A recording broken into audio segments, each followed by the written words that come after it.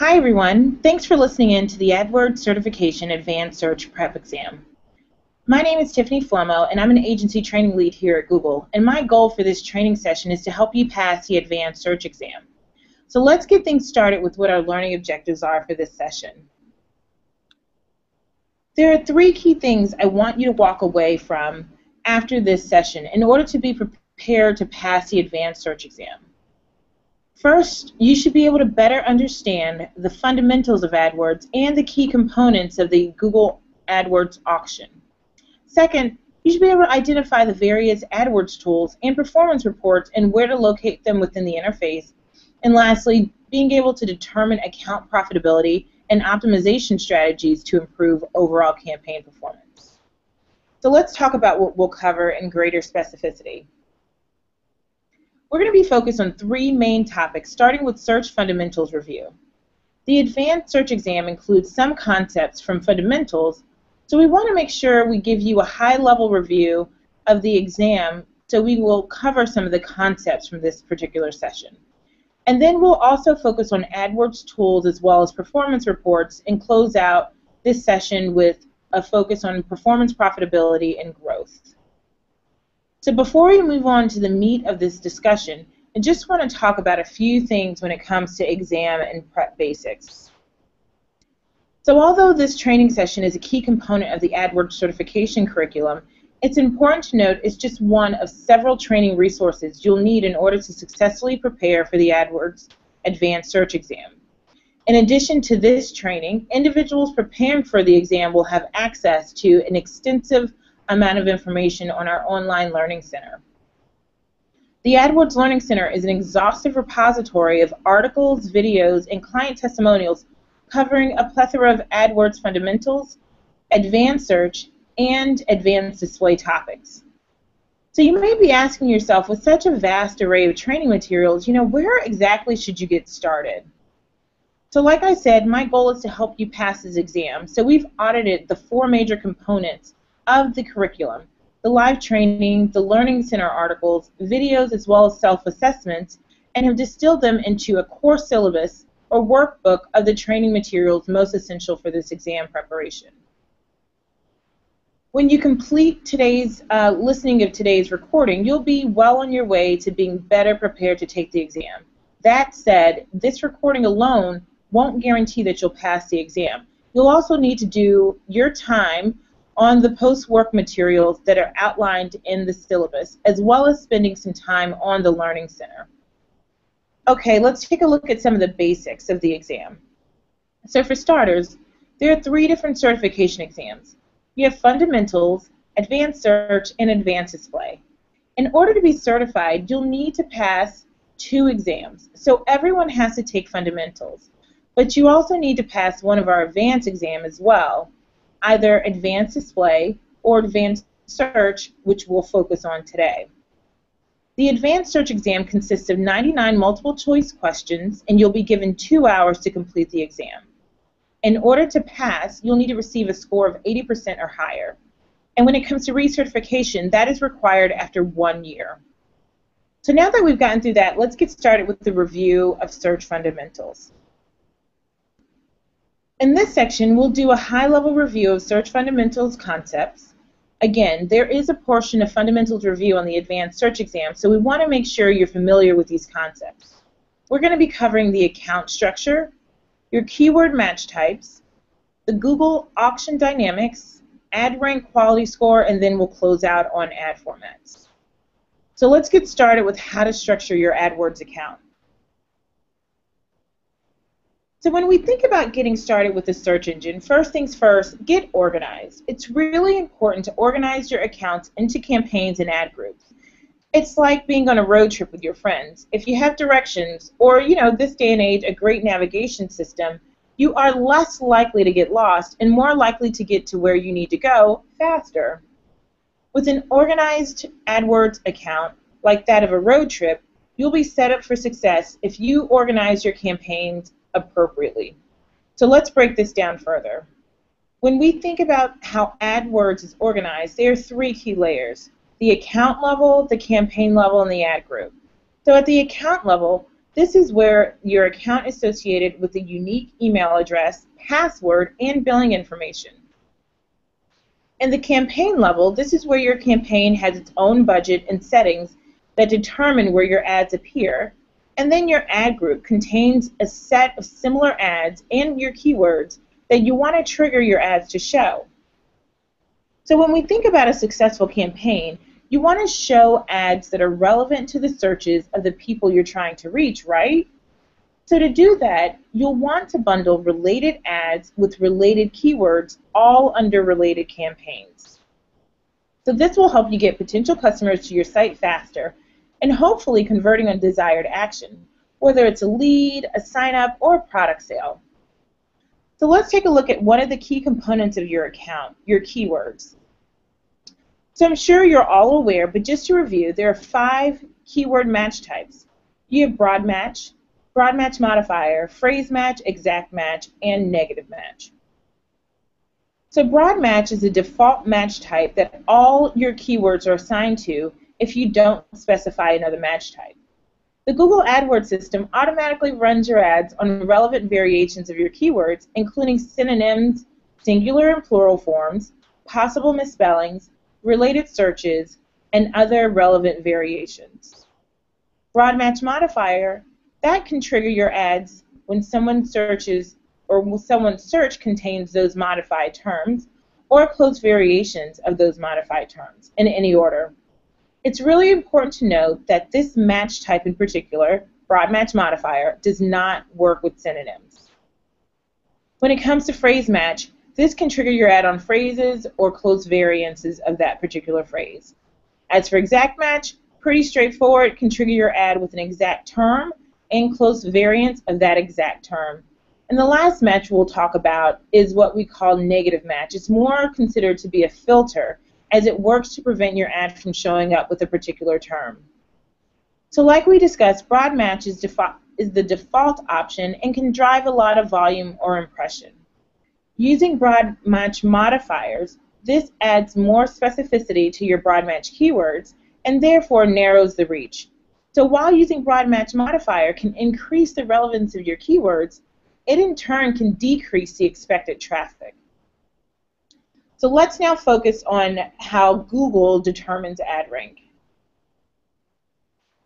As I'm sure you're all aware, every time an AdWords ad appears, it goes through what we call an ad auction. Instead of giving the top search ad spot to the highest bidder, AdWords uses this simple formula to determine the order in which the ad shows up, essentially your ad rank. So Google recently made some changes to the way ad rank is calculated. Previously, ad rank was calculated using your max bid and your quality score. So essentially it'd be your max CPC multiplied by your quality score, and that would give you the ad rank. Now, ad rank also takes into account a third component, the expected impact from your ad extensions and formats. So now the formula is your max CPC times quality score plus your ad extension and format. That will give you your ad rank. So this means that ad extensions and formats can now influence the rank of your ad on the search results page. So if 2 competing ads at the same time have the same bid and same quality score, the ad with the more positive expected impact from extensions will appear in a higher position than the other. So quality score also affects many components, including rank, and we'll take a look at that next. So quality score is an estimate of how relevant your ads, keywords, and landing page are to the person seeing your ad. Having a high quality score means that our system thinks your ad, keyword, and landing page are all relevant and useful to someone looking at your ad. Having a low quality score, on the other hand, means that your ads, keywords, and landing page probably aren't as relevant or useful to someone who's looking at your ad. As we mentioned before in the formula, quality score is a big determinant in where your ad is placed on the page. But there are other ways an advertiser's ad is affected by quality score, starting with the ad's eligibility. So first, higher quality scores make it easier and cheaper for your keywords to enter the ad auction and to compete. Next is your keyword's actual cost per click, the price. So higher quality scores tend to lead to lower CPCs. So that means you pay less per click when your keyword has a higher quality score. Third is your ad's position. Again, higher quality scores lead to higher ad position. So this means your ad can show up higher on the page when your keyword has a higher quality score. And then lastly, your keywords rank as well as your first page bid estimate. So higher quality score leads to lower first page bid estimates, which means it's easier for your ad to show on the top of the page or the first page of the search results when your keywords has a higher quality score. So these are all some key benefits of having a high quality score. Let's now talk about site quality. So landing page experience is really important and you should always consider three main categories when assessing site quality: the relevancy and original content, transparency, and ease of navigation. So when you're setting up your AdWords campaign and conducting your marketing campaign, you want to ask yourself some key questions when it comes to relevancy and original content. Is the purpose of your site clear? Is your site actually useful to visitors? And what do you offer that your site that others may not offer? So when it comes to transparency, is your business and contact information easy to find? Are you upfront about the information you're collecting from visitors? And can people easily tell what will happen when they perform an action on your site? And lastly, some thoughts that you should have when thinking about ease of navigation. Is it easy for people to find what they're looking for? Does your site have too many links that might potentially confuse people? And can people easily find information to learn more or answer questions? So these are all things you should think about when developing your website and driving searches there. Again, we always want to make sure that the user has a positive experience. Now I'd like to switch gears and talk about a few different ad formats. So when we think about Google search, flashing lights and creative taglines may not be the first thing you think about with those 4 lines of text. Something you may not know, however, is that there are more than just a basic text ad. There are 3 search ad formats that can run on Google.com, and during this section, we'll be focusing on them in greater detail. So let's take a look. The 3 key search ads that we're going to focus on are product listing ads, also known as PLAs, dynamic search ads, as well as ad extensions. So let's go ahead and get started with the product listing ads. A product listing ad is a unique ad format that it allows you to include specific product information like an image, title, price, and your store or business name. So PLAs are search ads that include richer product information without requiring additional keywords or ad text. So whenever a user enters a search query relevant to an item in your Google Merchant Center account, Google will automatically show the most relevant products along with the associated image, price, and product name. So any clicks on PLAs are charged on a CPC or CPA, cost per acquisition basis. With this format, you'll manage your ads and your campaign in AdWords while simultaneously managing your product information through the Google Merchant Center. Now let's look at dynamic search ads. So with dynamic search ads, instead of choosing keywords, ads, and landing pages, you provide Google with an ad template and a max CPC, and your site is crawled and indexed using similar technologies to the Google Natural Search. When a search occurs that is relevant to your site, a specific landing page is dynamically created from your template, the query, and the most relevant landing page. The ad then enters the auction as usual. So we launched dynamic search ads to help advertisers capture more of the incremental commercial search opportunity that's relevant for their business. So to visualize this, imagine the gray circle in the middle represents your website's inventory and promotional content. Now imagine the green piece on the left. This represents all of your active keywords and ads and the customers who are searching with those search terms. For most businesses, this will only partially cover everything they could profitably promote on their website, and that's where dynamic search ads can really help out and boost your results. DSAs can generate incremental sales and leads by showing your ads on more relevant commercial searches than your campaign is reaching today with your existing keywords and ads. And what makes DSAs really great is that they're dynamically linked to what's available on your website. So there are quite a few benefits with using DSAs that include, the ability to get incremental value traffic. We have seen in some of our tests that you can get about 10% value with a positive ROI. Also, DSAs are very efficient. It saves you both time and money. It takes about 15 minutes to set up a new campaign, and the DSA system dynamically adjusts ad serving and targeting as you create new web pages, make changes to your existing web pages, or as your inventory may change. With DSA, you also have transparency and control with full reporting and optimization levers so that you can adjust bids, budgets, targeting, and negatives as needed. DSA is also compatible with ad extensions as well as Conversion Optimizer. And last but not least, you have great marketing intelligence. DSA shows you what your user searches you are missing in your keyword campaigns, giving you near real-time insight to how users are searching. So let's take a look at the final ad format, ad extensions. So by including additional business information in your ad, such as your address and phone number, more website links, or third-party review, ad extensions offer customers even more reasons to click on your ad. Ad extensions appear with your Google ad, and in some cases across the Google Display Network.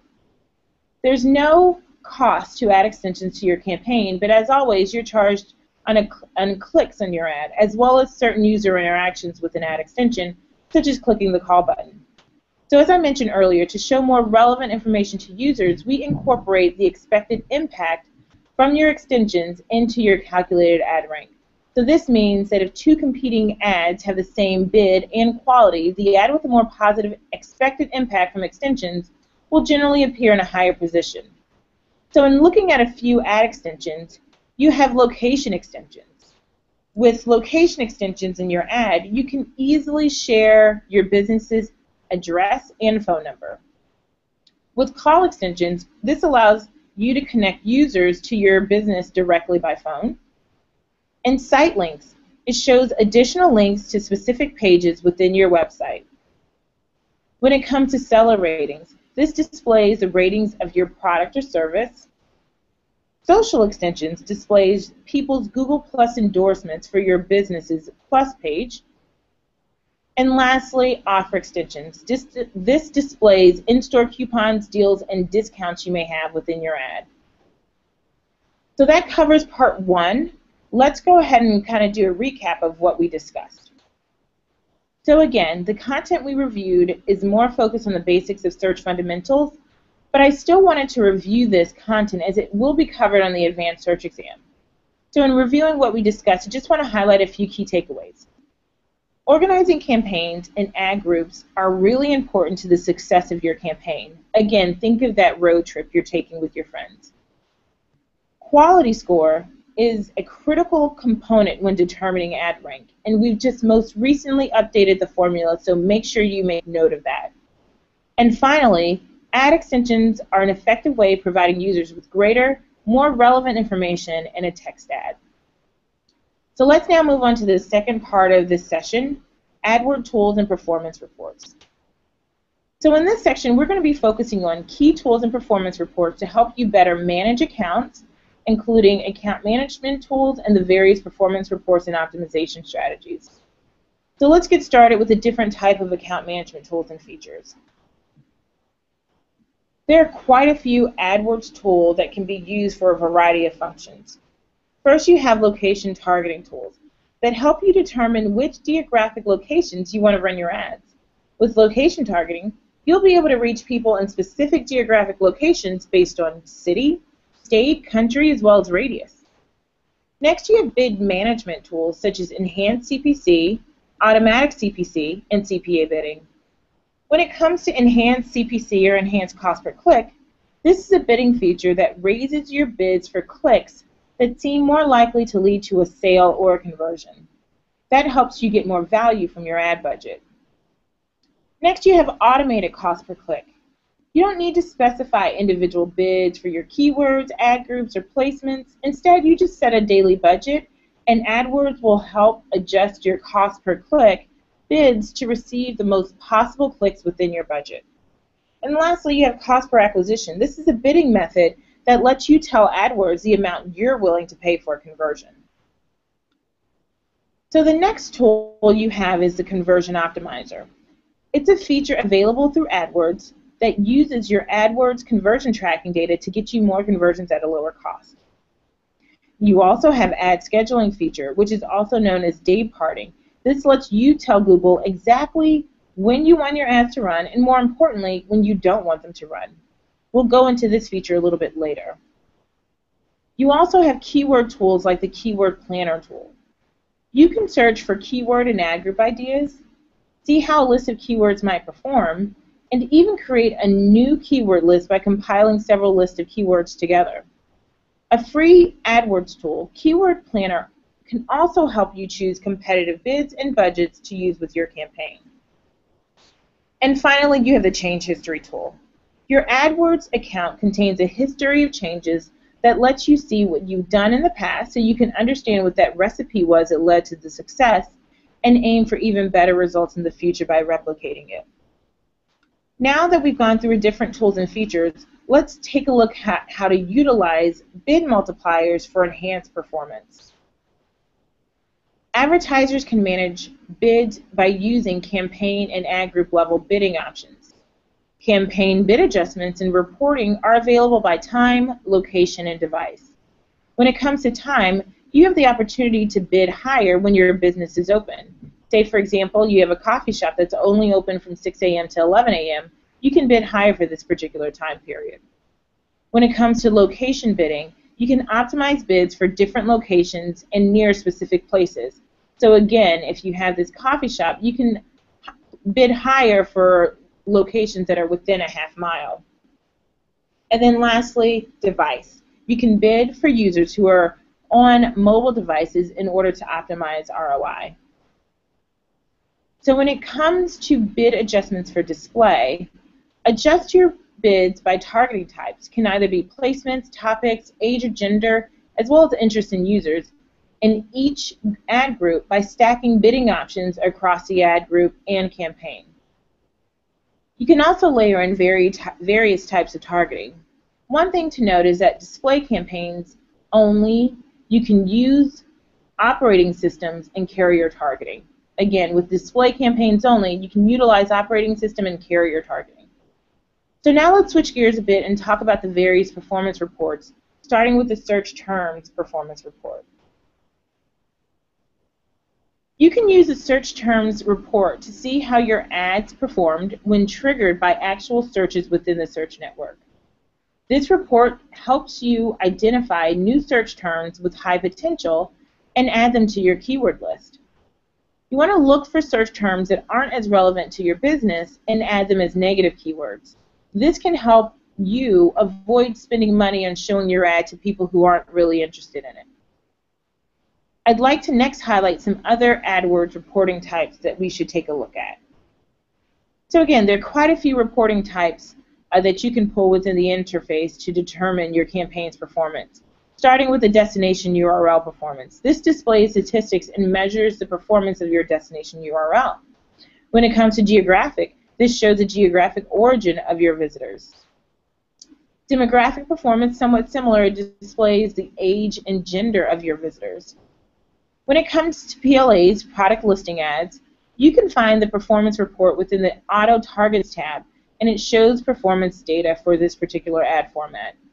And similar, the DSAs, Dynamic Search Ads, can be found in the Auto Targets tab, and it also shows performance data for this particular ad type. When it comes to performance label, this views on the Dimensions tabs and displays statistics per label. Time segmentation. The view of the Dimensions tab shows statistics per time period. It can either be hour, day, week, month, quarter, or year. And lastly, Auction Insights. The Keyword tab shows performance data for specific keywords compared with other advertisers who competed in the same auction. So we've looked at some different tools to help you set up a campaign. and reviewed reports to determine performance. If you're not so happy with the performance, we'll now talk about some optimization strategies to help improve that. So we'll cover three main focus areas, starting with advanced tips on how to optimize your account for search, how to leverage conversions, and improve your profitability, as well as some Google tools, including the opportunities tab and experiments. So in order to get the best out of your search account, you need to start with having the optimum account structure. Make sure you are bidding strategically and delivering your ads at the time you want your customers to see them. So let's look at how to exactly optimize your ad, specifically your text ad. So first things first, when you're running some text ads, you want to highlight what makes your business or product offer unique. What sets you apart from some of your competitors? Next, make sure to update your ads to include any price, promotion, or exclusives you may have whenever relevant. You also want to use strong call to action verbs like purchase or call today, order, browse, and sign up now. You want to make sure that the potential customer knows what they are going to do prior to reaching the site. If they're going to fill out a form or sign up for a newsletter, they should know that beforehand. Including keywords in your ad text helps create more relevancy, increases your quality score, leading to a potentially decreased CPC, and your keywords will also appear in bold in the ad text when triggered. You want to match your landing page. Your ad should go to the landing page most appropriate based on the text. If you're advertising for golf shoes, the ad should direct the user directly to the golf shoes subpage and not to the home page where the customer has to do the work for themselves. This will oftentimes lead to the likelihood of an increased conversion. Lastly, you want to experiment and test creative so it does not become stale, and so you can find the highest converting messages and continue to replicate that. So now let's take a minute to review some of the key steps in building successful keyword lists. So keywords are critical as well as an optimized account. Here are some ways to think about it when you're creating your keyword list. First, think about it as if you were a potential customer. What types of searches would a customer do when they're looking for your product?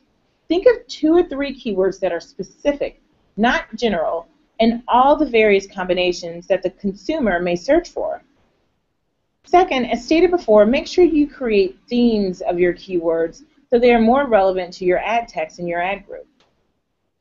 Third, negative keywords are critical for weeding out irrelevant traffic to your site. As you can see on the example below, you might use negative keywords like cheap or discounted if you're selling designer or premium apparel. One of the most important tips is to constantly delete low-converting keywords. Deleting keywords that your customers are clicking on but not necessarily converting is a great way to try and increase your click-through rate. So keyword insertion is another option when creating an ad text, so let's review that now.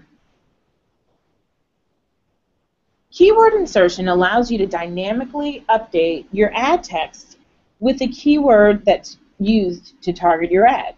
So keyword insertion can help you make your ads more relevant to potential consumers while making it easier for you to create unique ads for a large number of keywords. So let's take a look at this example. As you can see, we have an ad group, sour candy, and keywords such as sour gummy bears, extreme sour candy, and sweet and sour candy. Now, in the ad text, we've included a simple formula in the text after the word buy in the title.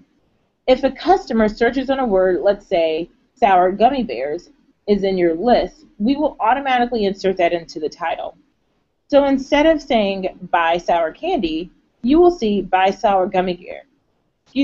Buy sour gummy bears. A little bit of a tongue twister.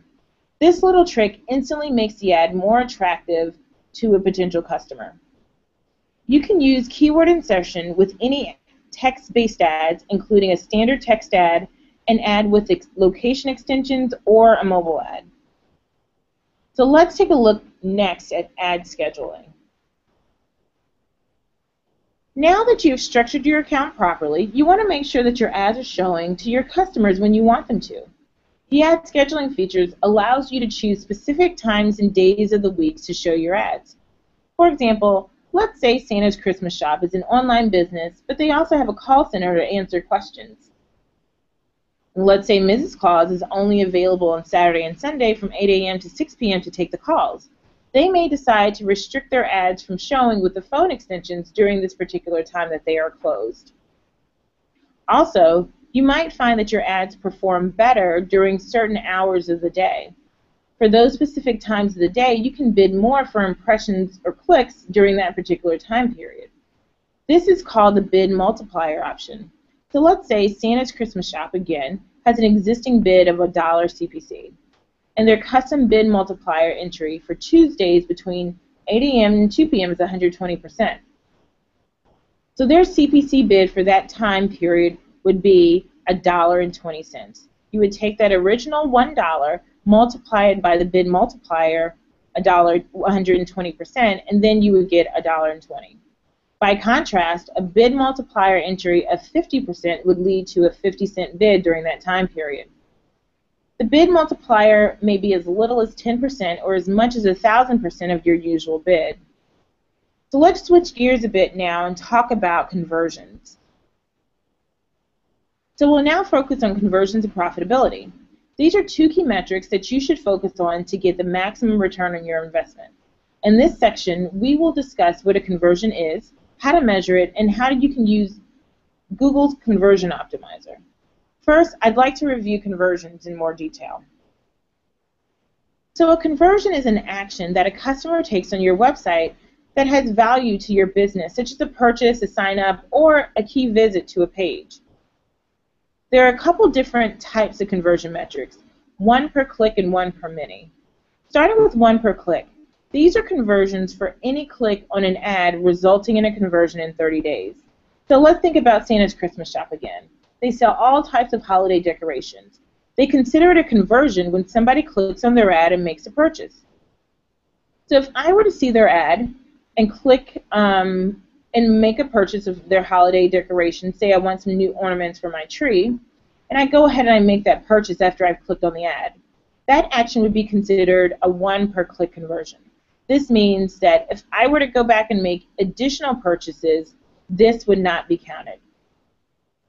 So, if I wanted to go get a wreath for my front door, again, they would not count this conversion. This particular conversion type is really useful for approximating unique or new customer acquisitions. Next, you have mini per click. These count as multiple conversions resulting from a click on their ad within 30 days. Again, the Santa Christmas Shop example. If I saw their ad, clicked onto the website, purchased the tree ornaments, and then I did go back and get the wreath, and I decided I want some poinsettias as well, all of those purchases will be counted as multiple conversions resulting from my one click. So this metric is useful for measuring conversions that are valuable every time that they happen, such as purchases.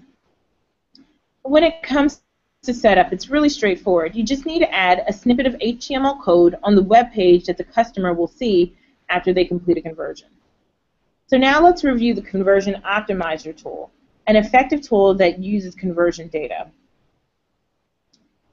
So the Conversion Optimizer is a feature available through AdWords that uses the AdWords conversion tracking data to get you more conversions at a lower cost. It achieves this by optimizing your placement in each ad auction to avoid unprofitable clicks as you get as many profitable clicks as possible for your campaign. There are a few benefits of implementing Conversion Optimizers that include the increased profits. So basically, like I said, it gets you more conversions at a lower cost, ease to use. It improves AdWords' ease of use with less time spent on managing bids. Since this feature does a lot of the work for you, it's really easy to turn on as well. And you also have no additional charge. So there are no extra fees or new interfaces to learn when using Conversion Optimizer. Conversion Optimizer works best for advertisers whose goals are mostly concerned or focused on conversion and direct response oriented. Advertisers also need to already have conversion tracking installed in order for Conversion Optimizer to work. Now let's move to the next piece of optimizing performance and focus on the Opportunities tab. So AdWords has a ton of cool features that allow you to constantly make improvements to your marketing campaigns. And this section will focus on the Opportunities tab and how you can run Google experiments. Let's take a look at it now.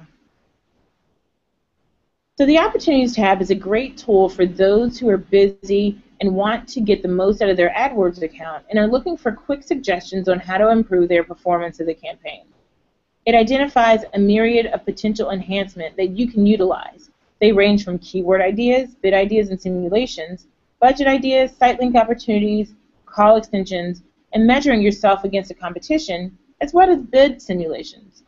For instance, if there is a potential for your ad to appear to more potential customers, you might see recommendations for new keywords, bids, and budgets. You also have the ability to download the suggestions if you want to share them with a colleague or client. Now I'd like to review on some AdWords experiments and how that works. So experiments are a great way for you to test changes in your account using a control group. In an experiment, you decide what sort of change you want to test first. Either new keywords, a higher bid, new ads, even different placements, for example. Then you decide what percentage of your auctions should have this experimental change. So let's look at an example. Let's say you're advertising in a city for hot sauce, and you're wondering if you should increase your bids to get more traffic. You'd like to see how this change would affect your auction, but you realize there's a spicy food festival is scheduled to start in your city just 2 days from now. If you simply raise your bid and you see that the clicks and impressions have increased substantially, you won't know whether that increase came from the changes you made to your bid or if the increase occurred because there are more people who love hot sauce in your town.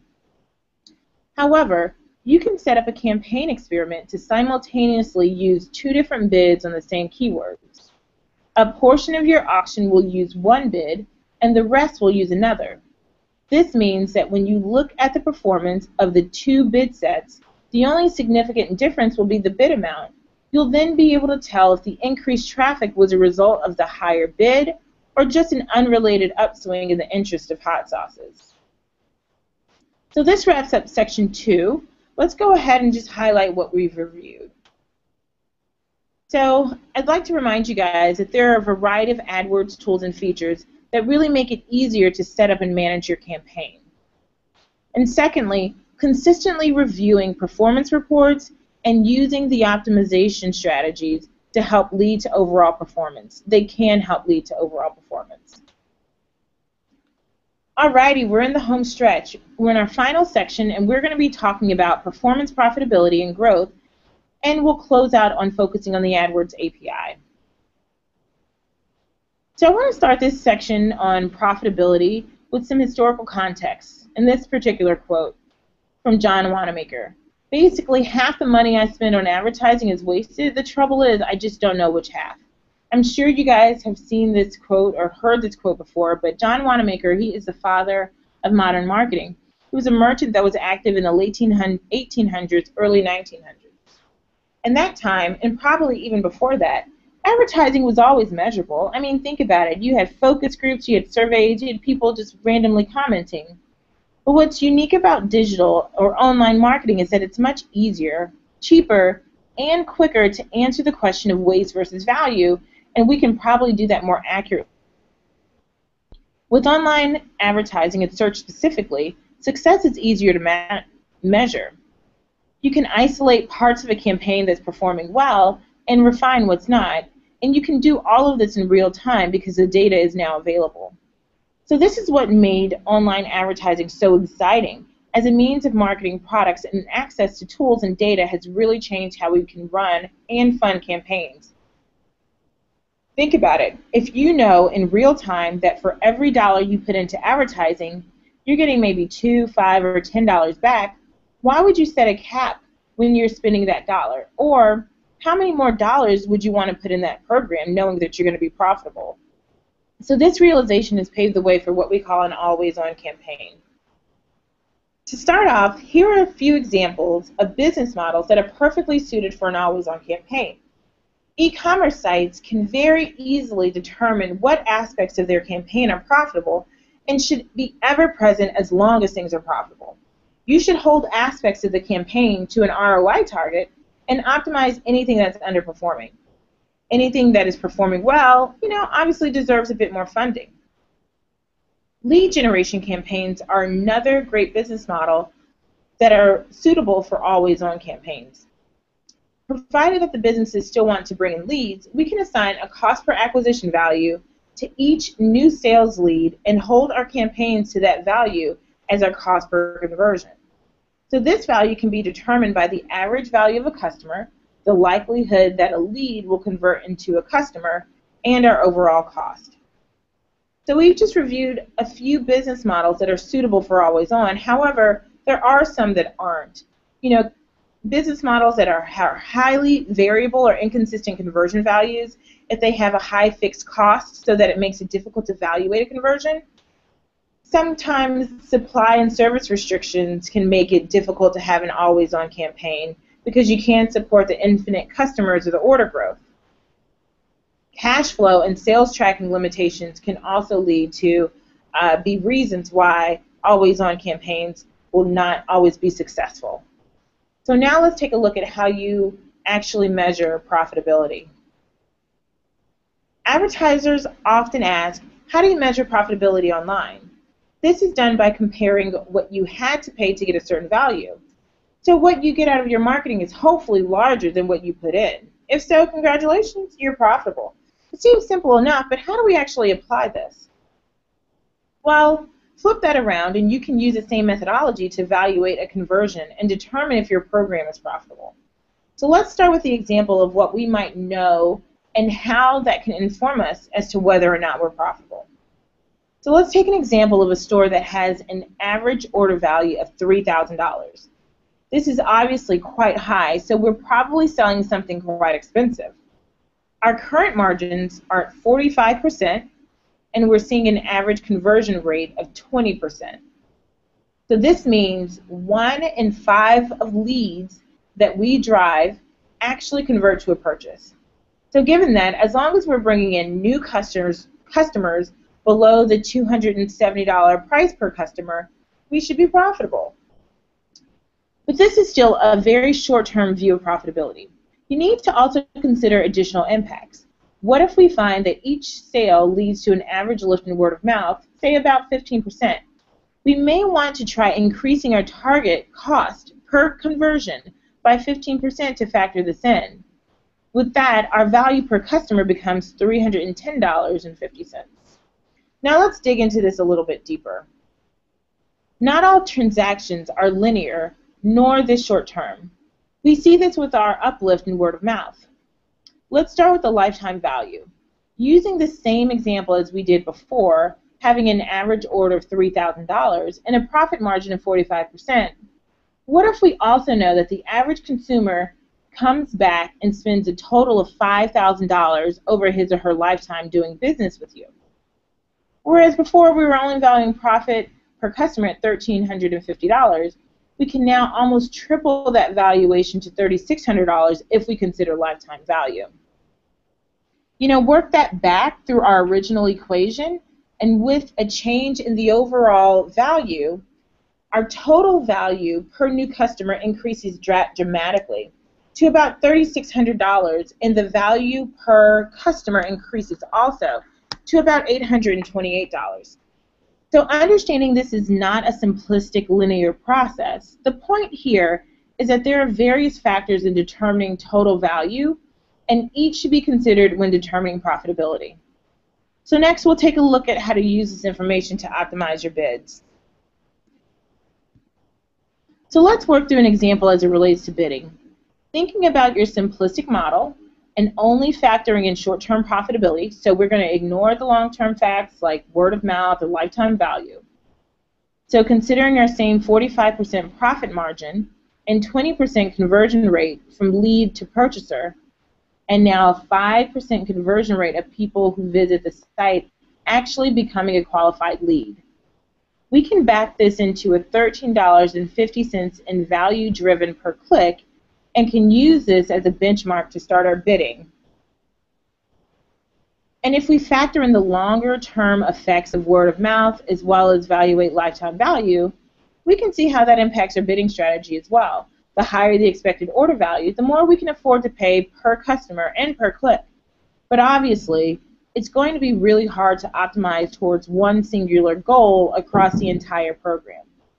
Consumers who have shopped with you before and are probably going to drive a different click-through rate, conversion rates, as well as an average order value than someone who's brand new. So we can approximate this in search by thinking about branded and non-branded search programs. It's fair to expect each program to have different goals based on different expected performance. In doing this, we can better optimize a campaign toward realistic expectations.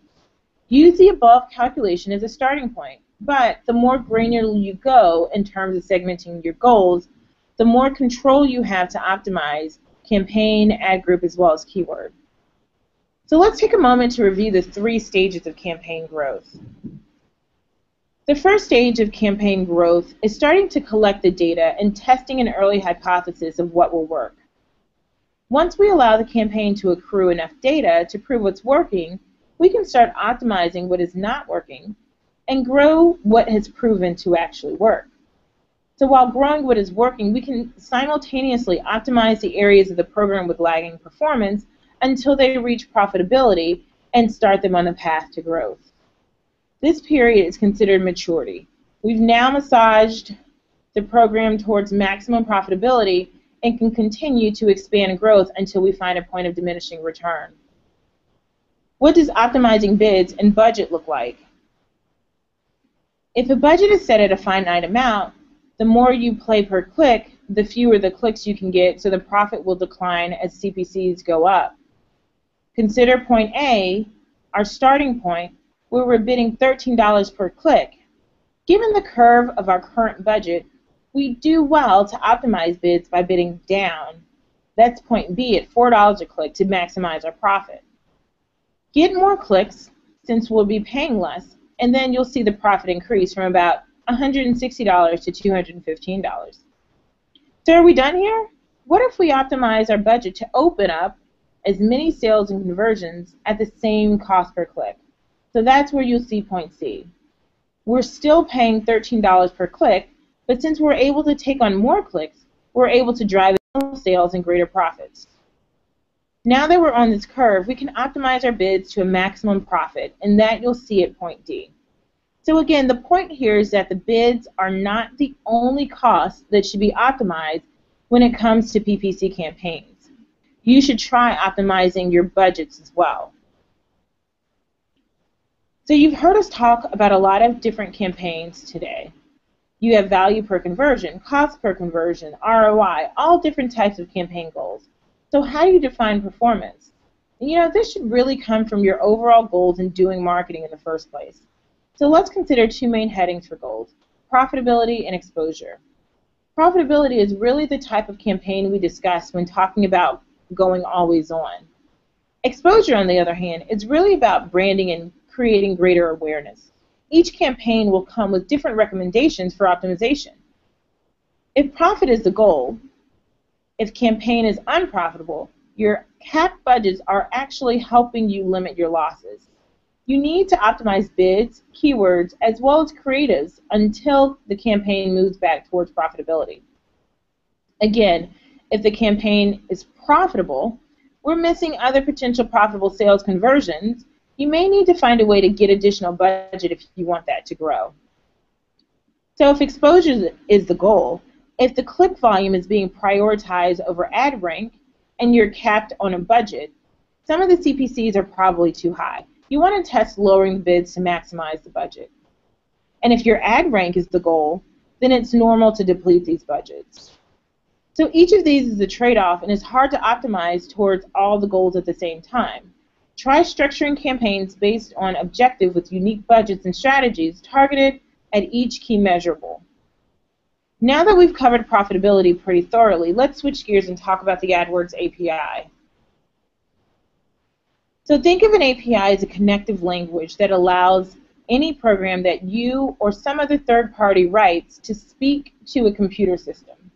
So if you're writing a program for Android or iOS, there's an API or a set of APIs that allow your app to perform certain functionality. So the same is true for Google Maps and many other computer systems. AdWords is no different. The AdWords API is a set of functions that allows application to engage core activities related to AdWords. So you have campaign creation, bid modifications, as well as report generation. So these are just a few, but let's run through the sign-up process for an API. So when it comes to the sign-up process, the MCC is needed to control access to the accounts, keep track of the API quota usage, as well as handle billing associated with API usage. Next, you can then get started building your application. Some sample programs could be tools like the DS3, Marin Software, or Kenshu.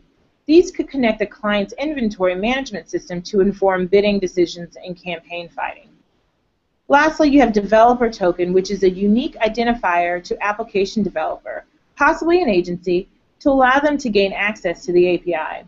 This is written into the program and is included anytime a request is made to the API that basically says, I'm an authorized user of this API. In order to get developer token, you need to submit an application to our team that describes how you want to use the API, as well as accept our terms and conditions. Now I want to review some of the benefits of an API and actually who would benefit from it as well. So first you have agencies. The API can make it very easy to access multiple clients, which you can certainly do from a My Client Center. However, the API would allow an agency to build their own interface for reporting, or layer in their own set of proprietary bidding logic on top of any of the basic AdWords bidding options. Many agencies have built their own tools to accomplish this, and many third-party tools exist, such as DoubleClick Search, that were built on the AdWords API and help manage multiple, potentially large-scale accounts. Second, think about large retailers who might have thousands and thousands of products for which they're running ads for. The AdWords API would allow them to connect their campaigns to inventory management systems so that they're prioritizing campaigns for products that they need to move or possibly pause campaigns as inventory becomes unavailable. Additionally, they could directly connect their bidding tactics to KPIs that only they would know, like conversion rates and average order values. Last, think about anyone who needs to make bulk edits. This is actually a screenshot of the AdWords editor, which itself is built on the AdWords API.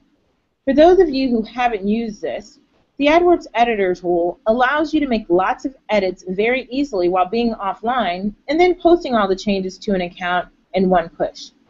The AdWords API and any program built on it should be able to do these sorts of bulk changes rather easily. So let's go ahead and talk about the AdWords API quota.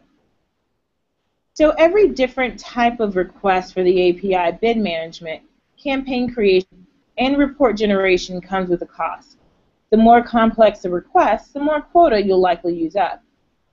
We use quota to determine what to charge for the API usage. You can refer to this as a rate sheet for item-by-item cost and quota usage. So developers and agencies that comply with our terms and conditions and also fill out our application for preferred pricing are eligible to get some free quota for their usage. In addition, clients that build their own tool to manage their own campaigns are eligible for free quota to cover their API costs. So lastly, let's review the API sandbox. So the API sandbox essentially allows you to develop and test applications without spending API units. The AdWords API sandbox is also in the process of being deprecated in favor for what we call test accounts, which allows you to still, quote-unquote, play in the sandbox without making any type of destructive edits while you're still working on real data and account details. This allows you to test logic that would modify your AdWords campaign, develop an AdWords API client library without having an AdWords account, as well as develop against new or changed AdWords API methods before the changes go live on the production service. So I want to leave you guys with a few resources when it comes to the AdWords API. There are 3 helpful guides. You have the developer guide, which is a technical reference that helps developers on the API. You have the Help Center, which obviously has a lot of frequently asked questions on the API usage, as well as a developer forum to have conversations and ask questions of each other. And lastly, you have the AdWords API blog, which will provide updates on new API releases as well as functionality. So let's close by reviewing what we covered in this section. So again, identifying the right type of, or understanding the right type of business company or campaigns or your business model would really help benefit from an always-on strategy. Next, understanding the principles of profitability and how to use those metrics to optimize. And lastly, you should be able to now articulate the benefits of the AdWords API and who the ideal target audience would be for this particular software. So again, I want to thank you for listening in to this training session. I hope that you found it helpful. I just want to close out on a few studying tips. Please study more than you think you need to. Again, my goal is really for all of you guys listening to pass this exam. Use the workbook that was provided as well as the syllabus as a study guide. And I always feel like two brains are better than one. So find someone to study with and get that partner, and that way you guys can make sure you're following along with the concepts and you'll do well on the exam. So I just want to wish you guys good luck studying and good luck on the exam. Thank you.